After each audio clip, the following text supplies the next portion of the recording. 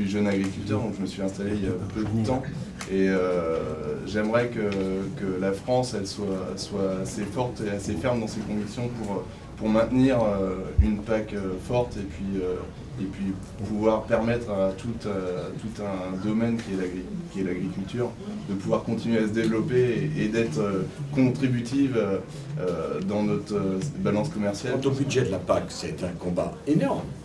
Mais vous avez vu les propositions de la Commission. Ça n'a pas été si simple. Aucune réduction.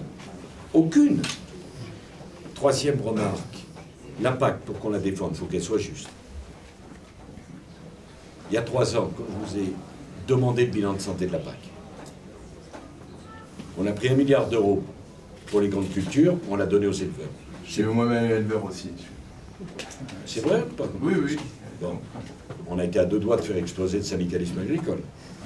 Non, oui ou non? Oui, oui, oui. Bon, aujourd'hui, personne ne me le reproche ce choix-là. Il fallait le faire. Non, c'est vrai. Bien sûr qu'il était difficile. Mais je veux m'expliquer pour ceux qui ne sont pas agriculteurs. La PAC doit être juste. Mais on s'est trouvé avec 2 catégories, pour faire simple, il y en a plus, mais 2. Les grandes cultures, les céréales, blé, maïs, orge, etc. Avec des cours mondiaux qui ont explosé vers le haut. Et des éleveurs qui se trouvaient pris dans un effet schizo terrible, les cours qui baissaient, mais les matières premières qui augmentaient, parce que les bêtes, ça se nourrit, et ça se nourrit de céréales.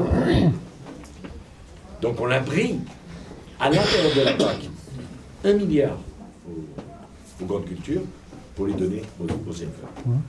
Donc la PAC, c'est un sujet essentiel pour nous. Il faut savoir que sur les 50 ans qui viennent, la production agricole doit augmenter de 70%.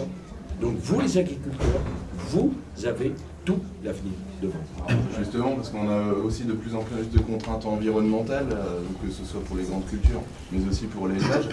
Et notre crainte un peu, c'est que la PAC, si elle est maintenue à son niveau actuel, tant mieux pour nous, en général.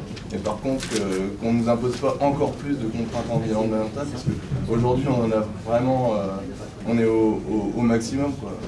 Plus vous avez un discours raisonnable, plus on vous aidera en la matière. C'est quoi? C'est le problème de l'eau? C'est le problème. Non, mais c'est le problème du phytosanitaire? Il y a eu beaucoup d'efforts quand même. Beaucoup. Il faut aussi le reconnaître. Nous avons le même problème en viticulture. C'est le problème de l'installation des jeunes. Parce que tout jeune agriculteur qui s'installe doit mettre son exploitation aux normes, le bien-être animal, etc. Et surtout, c'est une question. On ne peut pas continuer à importer en Europe des produits venant de pays qui ne respectent aucune des normes qu'on impose. C'est pour ça que j'ai demandé une Europe avec des vraies frontières et de la réciprocité.